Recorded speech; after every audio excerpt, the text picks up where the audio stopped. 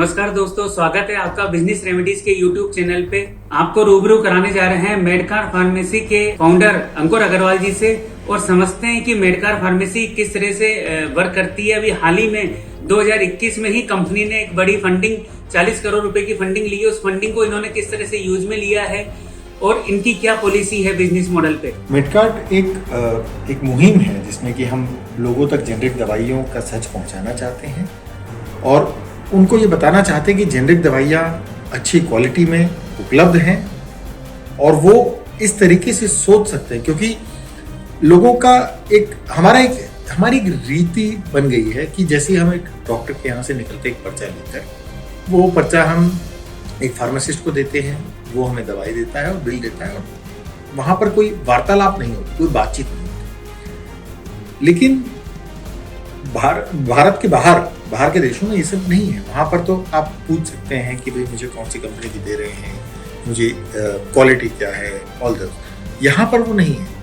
अब ये तरीका भारत में कैसे लाया जाए, क्योंकि अब जो ब्रांड आपको प्रिस्क्राइब की जा रही है, सपोज कीजिए वो 100 रुपए की है। दवाई तो कोई शौक तो है नहीं और आपको ये दिखाना नहीं चाहते कि आप अच्छी कंपनी की दवाई ले रहे हैं या घटिया कंपनी की दवाई ले रहे हैं या नॉर्मल कंपनी की दवाई ले रहे हैं।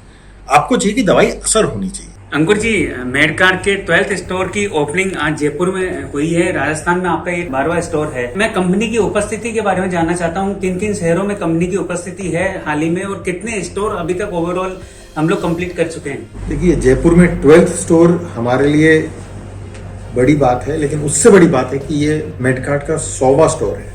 हमने तीसरा 3 डिजिट का आंकड़ा पार किया है इस स्टोर के साथ, जो कि हमारे लिए अंदर बहुत ही उत्साहजनक वो है कि हम इतना आगे बढ़ पाए आप लोगों के सपोर्ट से। क्योंकि हमने फंडिंग तो लास्ट ईयर उठाई है, लेकिन उसके पहले जिस तरह से लोगों ने हमें सपोर्ट किया, क्योंकि हम उनके हित में काम कर रहे हैं। हमारा मेन मकसद ये है कि कस्टमर को फायदा हो रहा है, कस्टमर को सही जानकारी दी जा रही है, तो हमारे लिए सही होगा। उनके लिए सही है तो हमारे लिए सही होगा। सर, कंपनी की फ्यूचर प्लानिंग के बारे में मैं जानना चाहता हूं कि आगे आपकी किस तरह की प्लानिंग है। देखिए, आगे हम चाहते हैं कि हमारा जो करंट क्वालिटी स्टैंडर्ड है WHO GMP, जो कि हम ज़्यादा से ज़्यादा जेनरिक्स में ला रहे हैं, उसको और बेटर कर सके। किस तरह से वो वक्त ज़्यादा अच्छे से बताएगा। उसमें बहुत बड़ा हाथ सरकार का भी होगा कि जिस तरह से उन्होंने क्वालिटी के स्टैंडर्ड्स इंप्रूव किए इंडिया वाइड में, ताकि लोगों को वो विश्वास रहे कि हाँ, जो मेडकार्ट में मिल रहा है उसकी क्वालिटी पे कोई डाउट नहीं है। और आने वाले समय में हम चाहते हैं कि हम गुजरात और राजस्थान मिला के 400 से 500 स्टोर में पहुंचे अगले 2 साल में, ताकि लोगों तक ये और आगे बढ़े। और हर किसी को, देखो वो अमीर हो चाहे गरीब हो, जब तक ये दवाई फ्री में नहीं बट रही तब तक दवाई एक मजबूरी है, शौक नहीं है। और उस मजबूरी का फायदा उठाना किसी के हित में नहीं। सर, मेडकार के थ्रू एक बड़ी और लंबी लड़ाई आप लड़ रहे हैं। मैं जानना चाहता हूं कि सर, इसमें अवेयरनेस को लेके मेडकार के थ्रू क्या क्या प्रोग्राम किए गए हैं?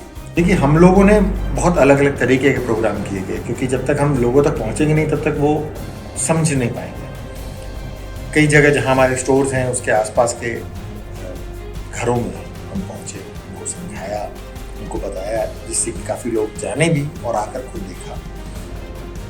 वहाँ आजू बाजू में जो उद्यान है, पार्क है, जहाँ सुबह लोग टहलने आते हैं, मंदिर है और दुकानें हैं, उन सब जगह पे हम लोगों ने लोगों को बताया है। इसके साथ साथ हम आगे ये भी बढ़ रहे हैं कि अलग अलग NGO से टाई अप करें, ताकि NGO जो उनकी रीच हमसे बहुत ज़्यादा है और उनके भी हित में है कि आम आदमी के लिए, जनता के लिए कुछ फायदेमंद रहे, तो उनसे भी टाई अप करके हम उस चीज को आगे बढ़ाना चाहते हैं। इस वीडियो को सुनने वाले दर्शक भी एक बार मेडकार की वेबसाइट पे जाके देख सकते हैं। तकरीबन 15 से 85% तक का फायदा इन्होंने बताया है कि कस्टमर्स को हो सकता है। तो प्लीज विजिट medcart.in।